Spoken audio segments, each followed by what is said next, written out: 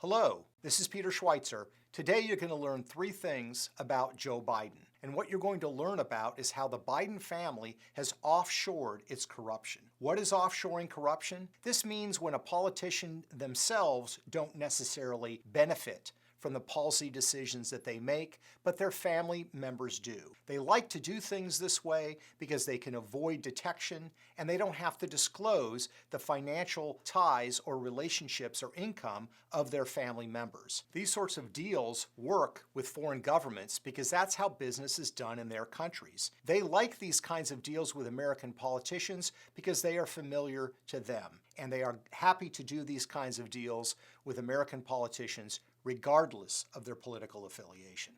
So here are the 3 things that you need to know about Joe Biden. Thing number 1 that you need to know about Joe Biden, and that is that while he was vice president, the Chinese government and Ukrainian oligarchs made his family very wealthy. Let's begin in December of 2013.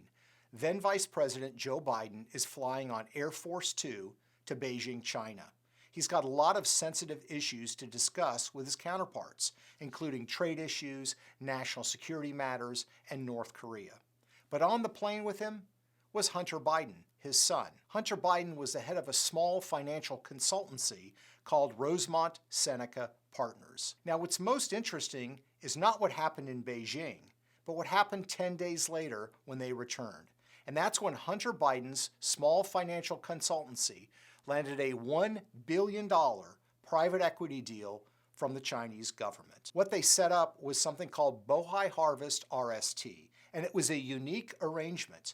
All the big players in finance in China, whether it's Goldman Sachs, Bank of America, Morgan Stanley, none of them had the kind of arrangement that the vice president's son enjoyed. And to top it all off, Hunter Biden at the time had no background in China and had little background in private equity.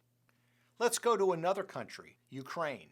Just 4 months after that deal was landed with the Chinese government, Hunter Biden joined the board of a Ukrainian energy company called Burisma. Burisma is headed by 2 corrupt Ukrainian oligarchs who are under investigation by the Ukrainian government. What's interesting here is, of course, Hunter Biden had no background in Ukraine and he had no background in the energy field. Thing number 2 to know about Joe Biden, and that is that new documents shed light on just how much money oligarchs were sending to the Biden family while he was vice president. We have a glimpse of this, not because the Biden family has disclosed it, but because documents that came out in a court case offer access to financial records involving Hunter Biden.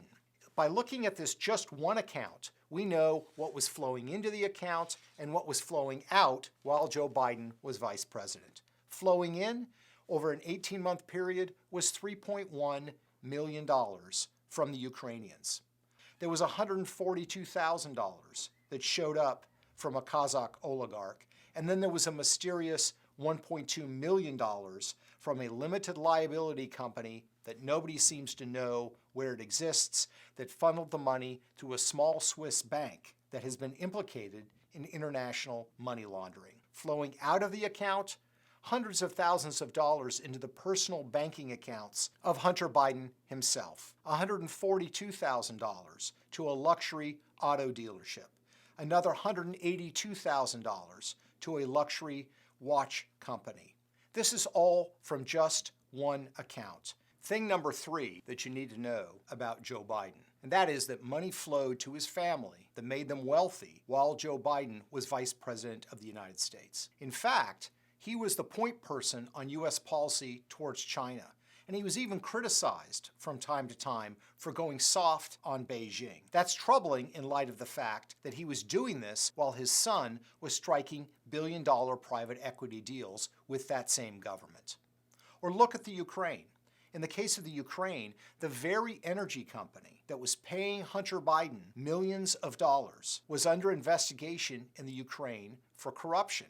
Ukrainian officials have claimed that Joe Biden pressured them to suspend or end that investigation. That's in fact what the Ukraine did. These are very troubling issues because of 3 words that are central to American politics today. Those 3 words are follow the money. We have all kinds of arrangements in this country to monitor the influence of money. If I make a campaign contribution, that gets disclosed. If a politician owns stock in a company, that gets disclosed. But if their adult children strike billion-dollar private equity deals with foreign governments that are our rivals, no disclosure is required.